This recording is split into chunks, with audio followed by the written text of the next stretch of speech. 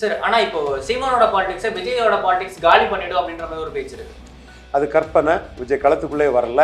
அவங்க அட்ரஸ் என்ன, அவங்க ஆனா பெண்ணா திருநங்கையா, அதை சொல்லுங்க. நான் அதுக்கு பிறகு அவரை என் கூட உட்கார வைங்க, பேசிடலாம்.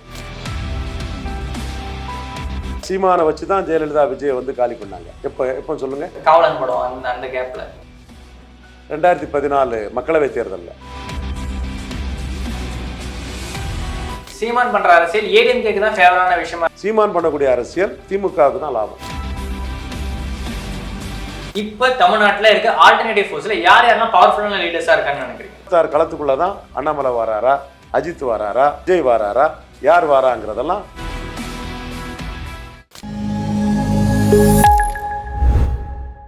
நாலஸ்மணி நேயர்களுக்கு வணக்கம். தொடர்ச்சியாக அரசியல் சார்ந்த நேர்காணல்களை நம்ம பார்த்துட்டு இருக்கோம். இன்னைக்கு அரசியல் சார்ந்த நேர்காணல நம்மோட இணைந்திருக்கிறது அரசியல் விமர்சகர், மூத்த அரசியல் விமர்சகர் ரவீந்திரன் துரைசாமி அவர்கள். வணக்கம் சார். வணக்கம் தம்பி. சார் ஆனா இப்போ சீமானோட பாலிடிக்ஸை விஜயோட பாலிடிக்ஸ் காலி பண்ணிடும் அப்படின்ற மாதிரி ஒரு பேச்சு இருக்கு.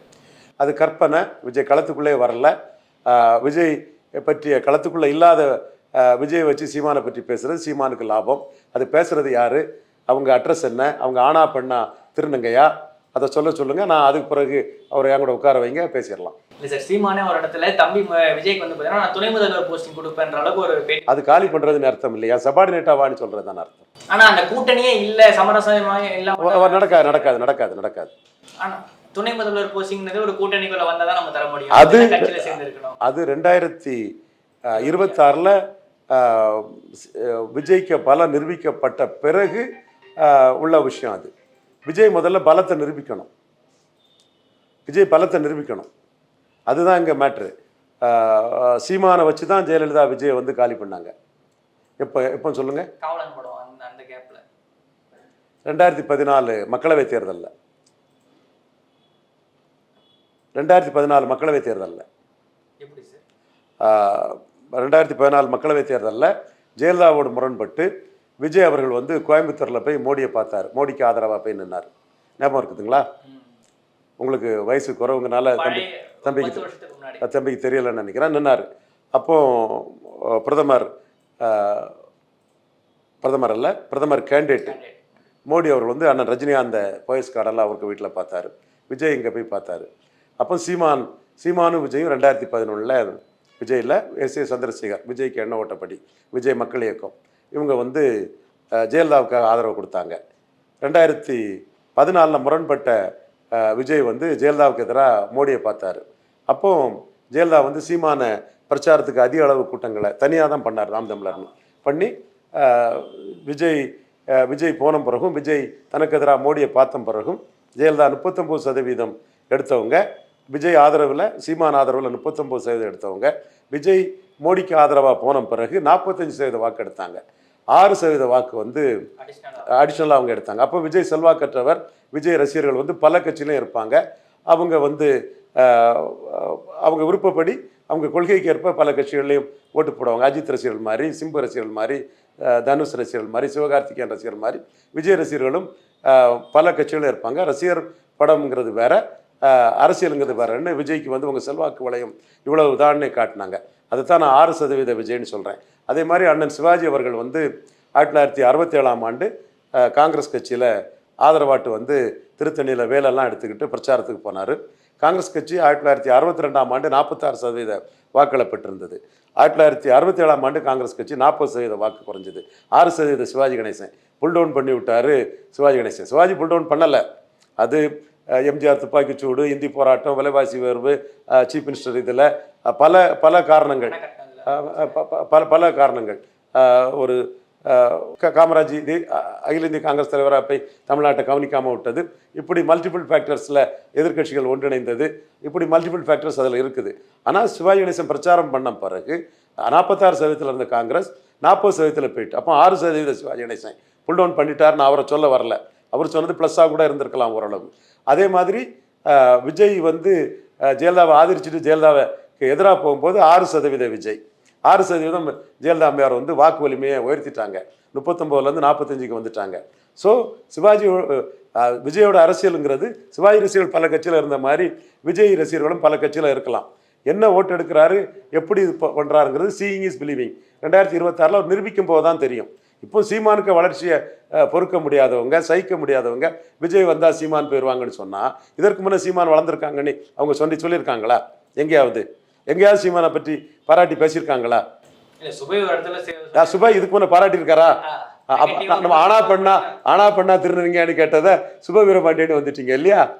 சரி, கமல்ஹாசன் வரும்போது சீமான் வளர்ந்துட்டார்ல. ஆமாம், விஜய் வரும்போது சீமான் மேலும் வளர்ந்துட்டாருன்னா சுப வீரபாண்டியன் என்ன சொல்லுவாரா? அவருக்கு சீமான் மேலே காழ்ப்புணர்ச்சி, வன்மம், அதை வச்சு சொல்கிறார். ஸோ அவருக்கு வந்து சீமான் வளர்றாருங்கிற பொறாமையும் எரிச்சலும் இருக்குது. அவருக்கு இவர் பழக்கருப்பையா போன்றவங்களாம் இருக்குது. இவங்களை பற்றி சீமான் ஒன்றும் சொல்ல மாட்டார், தமிழ் ஜாதின்ட்டு போயிடுவார். நான் சொல்லுவேன், எட்கர் தஸ்டனோட காஸ்ட் அண்ட் ட்ரைப்ஸை படிச்சுட்டு வாங்கன்னு சொல்லுவேன். ஏன் சொல்கிறேன்னு அவங்க 2 பேருக்கும் புரியும், விட்டுருங்க. Okay sir. ஆனால் 2014 எலெக்ஷனில் அப்போ வந்து பார்த்தீங்கன்னா ஃபுல் அண்ட் ஃபுல் நீங்கள் சொன்ன மாதிரி தான் ஏடிஎம்கேயோட சப்போர்ட்டில் தான் சீமான் பல இடங்களில், குறிப்பாக காங்கிரஸ் போட்டியிட்ட இடங்கள்லாம் வந்து பிரச்சாரம் பண்ணார். இலை மலர்ந்தால் ஈழம் மலரும். அது 2009 9 தான் வந்தார். இல்ல ஃபர்ஸ்ட் கட்சி ஆரம்பிச்சு அப்பதான் வராரு. ஆனா பெருசான அந்த 9, 11, 14 3 தேர்தல்லையும் அவர் வந்து ஜெயலலிதாவுக்கு ஆதரவு கொடுத்து தனி மேடை போட்டு பிரச்சாரம் பண்ணார். 16ல் ஜெயலலிதா இந்த ஆளுமையை எதிர்த்து களம் வரும்போது 1.1% ஓட்டில் கீழே போயிட்டார். அதற்கு பிறகு எடப்பாடிங்கிற ஈர்ப்பு சக்தி ஏற்றவரை மீறி 6.8% வாக்கு வந்திருக்கிறாரு. கமல்ஹாசன் வரும்போது அவர் வீழ்ச்சி அடைவார்னு சொல்லும்போது கமல்ஹாசன் 3.7 எடுக்கும்போது 3.8 எடுத்தார். கமல்ஹாசன் இப்போ 2.5 இருக்கிறாரு. இவர் தொடர்ந்து இருக்கனால 6.85 இருக்கிறாரு. ஸோ சீமானோட வளர்ச்சிங்கிறது தொடர்ந்து தனிச்சு நிற்கிறது தான். அது சுபவீரபாண்டியனுக்கும் தெரியல, இவர் பல கருப்பையாக்கும் தெரியல. எட்கர் தஸ்டனோட காஸ்ட் அண்ட் ட்ரைப்ஸ் படிச்சுட்டு வாங்க, அதுக்கப்புறம் அவங்களுக்கு தெரியும். Okay sir. இப்போ இந்த 6% ஓட்டுன்றது பார்த்தீங்கன்னா ஒரு தொகுதியில் எல்லா தொகுதியிலும் 6% அப்படின்றத தாண்டி இருந்தால் பல இடங்கள்ல 3வது இடம் அந்த கன்சிக்யூட்டிவான 2வது இடத்துல வந்தால் தானே நமக்கு அந்த தோல்வின்றது நம்ம பெருசாக ஒத்துக்க முடியும். 3வது இடம்ன்றது பெருசாக நம்ம இது பண்ண முடியுமா? நம்ம சார் 1.1 6.8 இந்தியாவில் யார் வந்திருக்கா? யாரும் வந்ததில்லை. நான் அதை அக்செப்டபிளான விஷயம் தான். ஆனால் இந்த 6% பத்தாதில்லை. ஒரு நார்மலாக ஆட்சி அமைக்கணும், தனித்தனியான ஆட்சி அமைக்கணும், ஒரு 30% நமக்கு தேவைப்படல. அட்லீஸ்ட் ஒரு எம்எல்ஏ வேணுன்ற. அதுக்கு என்ன செய்யலாங்கிறீங்க? சார் அதுக்கான டெவலப்மெண்ட்டை சீமான் பார்க்குறாருன்னு தான் நான் கேட்குறேன். அப்போ இது அவருக்கு கரெக்டாக இருக்குங்கிறாருல. ஆடு நனையிறதுன்னு ஏன் ஓநாய்கள் வருத்தப்படணும்? இது அவருக்கு கரெக்டுன்னு போயிட்டு இருக்கிறாரு போட்டு. Okay sir. ஆனால் இதே சீமான் தான் வந்து பார்த்தீங்கன்னா எடப்பாடியே பெருசாக எதுவுமே நெகட்டிவான விஷயம் பேசுறதே கிடையாது. சொல்லப்போனால் சித்தப்பா எடப்பாடி அப்படின்றது தான் பேசிட்டு இருந்தாரு. கூட்டணி வரப்போதுமே அப்போ தான் சொல்லிட்டு இருந்தாங்க எடப்பாடிக்கும் சீமானுக்குமே ஒரு நல்ல உறவு இருந்துச்சு. அதே மாதிரி தான் இவங்க சசிகலா கூடவும் தினகரனோடவும் ஓபிஎஸோடவுமே குறிப்பாக வெறும் ஏடிஎம்கே ரொம்ப ஒரு ஃபேவர் பண்ணுறாருன்ற பேச்சு இருக்குல்ல. ஏடிஎம்கேவோட தான் பிரித்து திமுகவுக்கு தான் ஃபேவர் பண்ணுறாரு. உண்மை. நீங்கள் வந்து எது தரவோடு சொல்லணும். சீமானோட அரசியலில் பல இதுகள் எனக்கு ஏற்றுக்கொள்ளத்தக்கதில்லை. அவருக்கு கொள்கை வேற, என் கொள்கை வேற. அதை நான் பலமுறை சொல்லிட்டேன். மோடியை பற்றி அவர் பேசுகிற எதுவும் எனக்கு ஏற்புடையது கிடையாது. கில்லிங் இன் சைலன்ஸு அவருக்கு எதிராக பண்ணுறதும், சுபவீரபாண்டியன்களும் இவர் பழக்கருப்பியாக்களும் பொறாமையிலும் காட்பிரின்னு சொல்கிறத நான் திருப்பி அடிக்கிறேன். அதுக்குள்ளே நான் அடிக்கிறேன். அது நான் எட்கர் தஸ்டனை படிச்சுட்டு வாங்கப்பான்னு சொல்லக்கூடிய அளவுக்கு அடிக்கிறேன். அதுக்கு அவங்களுக்கும் புரியும் ஏன் அடிக்கிறேன்னு. ஓகே, இதில் வந்து நீங்கள் இப்போ கேட்குற கேள்வி வந்து சொல்லுங்கள். இல்லை அதுதான் சார், சீமான் பண்ணுற அரசியல் ஏடிஎம்கேக்கு தான் ஃபேவரான விஷயமா. ஓகே, இதுக்கு வந்து நான் தரவுகளோட உங்களுக்கு பயில சொல்கிறேன். சீமான் பண்ணக்கூடிய அரசியல் திமுகவுக்கு தான் லாபம். ஜெயலலிதா உயிரோடு இருக்கும்போது 1.1% வாக்குகள் தான் வந்து நாம் தமிழர் கிடைச்சிது. அதிமுக வாக்கில் ஒரு 1% தான் சீமானால் வந்து பெற முடிஞ்சுது. அதுக்கு சீமான்ட்டே தவறு இருக்குது. அது களத்துக்குள்ளே நின்றுக்கிட்டு கலைஞர் வரமாட்டாருன்னு தினமணியில் பேட்டி கொடுத்ததும், ஜெயலலிதா தான் மீண்டும் வருவாங்கன்னு தமிழக அரசியலில் பேட்டி கொடுத்ததும், சீமான் அந்த ஃபைட்டை வந்து ஜெயலலிதா விழுந்துடக்கூடாது, கலைஞர் வந்துடக்கூடாதுங்கிற எண்ண ஓட்டத்தில் பண்ணதாட்டு தான் எனக்கு தெரியுது. என்னோடய ஃப்ரெண்ட்ஸ் எல்லாம் 4% வரும்னு கோபால்னு ஒருத்தர் சொன்னார். ஐடியில் உள்ளவங்கெல்லாம் போட்டுருவாங்கப்பா, தமிழ் தேசிய வாக்கே 4% வரும்னு சொன்னாப்புல. ஆனால் அது 1.1 தான் வந்தது. அதுக்கு பிறகு ஜெயலலிதா மறைவுக்கு பிறகு இபிஎஸ்க்கு ஈர்ப்பு சக்தி இல்லாததுனால ஓபிஎஸும் கூட இருந்தார். 3.8% சீமான் வந்தார். அப்போ ஜெயலலிதாவை 1% பலகீனப்படுத்த முடிஞ்ச சீமானால் இபிஎஸ்சியும் ஓபிஎஸ்சியும் 3.8% பலகீனப்படுத்த முடிஞ்சுது. அதற்கு பிறகு 2021 40% எடுத்த அதிமுக ஓட்டு 33 குறையும் போது சீமான் 6.8 எடுத்துட்டார். அப்போ அப்போ சீமான் பலகீனப்படுத்துனது அதிமுக. அதிமுக வாக்கு தான். ஸ்டாலின் கலைஞரோட புத்திசாலித்தனமான ஆளா லீடரா போயிட்டாப்புல. வழக்கற்பையாகட்டும் சுபவீரமாட்டையும் சொல்லுங்க, கலைஞர் வந்து ஆண்டி காமராஜ் ஓட்டை எடுத்துக்கிட்டு நான் வராவிட்டாலும் பச்சை தமிழன் காமராஜ் வரணும்னு முட்டாள்தனமாக அரசியல் பண்ணி திண்டுக்கல்ல பல்பு வாங்கினாரு. அது ராங் ஸ்ட்ராட்டஜி பண்ணார். ராமதாஸுக்கு இடஒதுக்கீடையும் கொடுத்துக்கிட்டு அவரை அரசியல் சக்தியாட்டம் ஆக விட்டு ஏமாந்தார். ஸ்டாலின் அவரோட பெரிய ஆளுமை உள்ளவர், புத்திசாலித்தனமான இது உள்ளவருங்கிறத நான் சொன்னேன்னு சொல்லுங்கள். அவங்களுக்கு வந்து இந்த விஷயங்கள்லாம் தெரியாது. உண்மை நிலைமை அதுதான். ஸ்டாலின் வந்து கலைஞரை தாண்டி கலைஞர் ஓட்டை தாண்டி போயிட்டார். ராமதாஸை டீல் பண்ணாலும் சரி, திருமாவளவனை டீல் பண்ணாலும் சரி, கலைஞரை தாண்டி பெரிய தலைவர் ஆயிட்டார். ஸ்டாலின் வர்சஸ் அதர்ஸ்ன்னு இன்னைக்கு அரசியல் களம் வரக்கூடிய அளவுக்கு வெற்றிடத்தை நிரப்பி மேலே போயிட்டார். வெற்றிகளில் ஸ்டாலின் இணையா யாரும் இல்லை. ஆனால் ஜெயலலிதா எடுத்த ஓட்டில் 6% ஓட்டை சீமானிட்டே இழந்திருக்கிறாரு எடப்பாடி பழனிசாமி. அப்போ யாருக்கு லாபம்? சீமானால ஸ்டாலினுக்கு லாபம். தரவு அதுதானங்க சொல்லுது. இவங்க திராவிடம் தமிழ் தேசியம்னு சொன்னதும் எட்கர்டஸ்டனை படிக்காத ஆட்கள் எல்லாம் வந்து பொங்குறாங்க. நீங்க சொல்லுங்க சார், திராவிடம் மிஸ்ஸஸ் தமிழ் தேசியம் பாசிபிளான பாலிடிக்ஸ் தானே தமிழ்நாட்டுக்குள்ள? நான் எனக்கு வந்து லீடரும் ஆல்டர்னேட்டிவ் ஃபோர்ஸும் தான் போவேன். ஐடியாலஜிக்குலாம் நான் போக மாட்டேன்.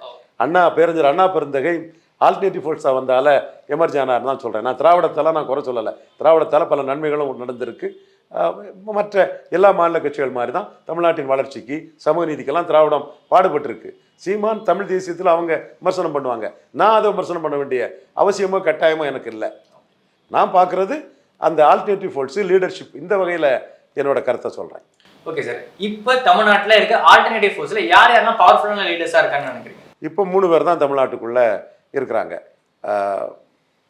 முக ஸ்டாலின் வர்சஸ் அதர்ஸ் தான். 57-62 காமராஜ் மாதிரி இருக்கிறார். எடப்பாடி ஜெயலலிதா கூட கம்பேர் பண்ண முடியாமல் ஜெயலலிதாவுக்கு பாதிக்கும் கீழே இருக்கிறார். இவர் கலைஞருக்கு மேலே போயிட்டார். ஸ்டாலின் கலைஞருக்கு மேலே போயிட்டார், எடப்பாடி ஜெயலலிதாவுக்கு கீழே வந்துட்டார், ரொம்ப கீழே வந்துட்டார். சீமான் வளர்ந்துக்கிட்டே இருக்கிறார். 1-4-7 வளர்ந்துக்கிட்டு இருக்கிறார். அவர் 1% எடுக்கும்போது அன்புமணி களத்தில் இருந்தார், விஜயகாந்த் களத்தில் இருந்தார், கலைஞர் திமுக சார்பாக களத்தில் இருந்தார், ஜெயலலிதா அம்மையார் அதிமுக சார்பாக கலெக்டில் இருந்தாங்க, பாஜக சார்பாக தமிழிசையா ராஜாவா இல்லாமல் நாடாரா ஐயரான்னு இல்லாமல் யாரை ப்ரொஜெக்ட் பண்ணாமல் களத்துக்குள்ளே இருந்தாங்க. ஸோ 5 பேர் கூடுதலாக களத்தில் இருக்கும்போது சீமான் இருந்தார். அடுத்த கட்டத்துக்குள்ளே வந்து அன்புமணி இல்லை, விஜயகாந்த் இல்லை, தமிழிசை ராஜாவும் இல்லை. கூடுதலாக தினகரனும் கமல்ஹாசனும் வந்தாங்க. சீமானோட ரொம்ப பெரிய லெவலில் உள்ளவங்க. அவர் ஆர்கே நகர் வெற்றி வீரர், ரெட்டலையும் உதயசூரியனையும் வீழ்த்தினவர். அவர் 2 பேரும் வந்தாங்க. அடுத்த களத்துக்குள்ளே இப்போ யார் இருக்காங்கன்னா, கமல்ஹாசன் திமுக கூட்டணியை நோக்கி போயிட்டார், தினகரன் பாஜக கூட்டணி நோக்கி போயிட்டார். இப்போ களத்துக்குள்ளே 3 பேர் இருக்கிறது வந்து முக ஸ்டாலின் கலைஞரோட உயர்ந்து போயிருக்கிறாரு. இவர் எடப்பாடி பழனிசாமி ஜெயலலிதாவுக்கு பாதிக்கலை தான் இருக்கார், பன்னீர் அன்னைக்கு பரிதி வச்சுட்டு இருக்கிறார். சீமான் 3 பேரும் தான் அந்த களத்துக்குள்ளே இருக்கிறாங்க. 26 களத்துக்குள்ளே தான் அண்ணாமலை வாராரா, அஜித் வாராரா, விஜய் வாராரா, யார் வாராங்கிறதெல்லாம் 26 களம் வரும்போது தான் மற்ற சிஎம் கேண்டிடேட் யார் வராங்கன்னு தெரியும்.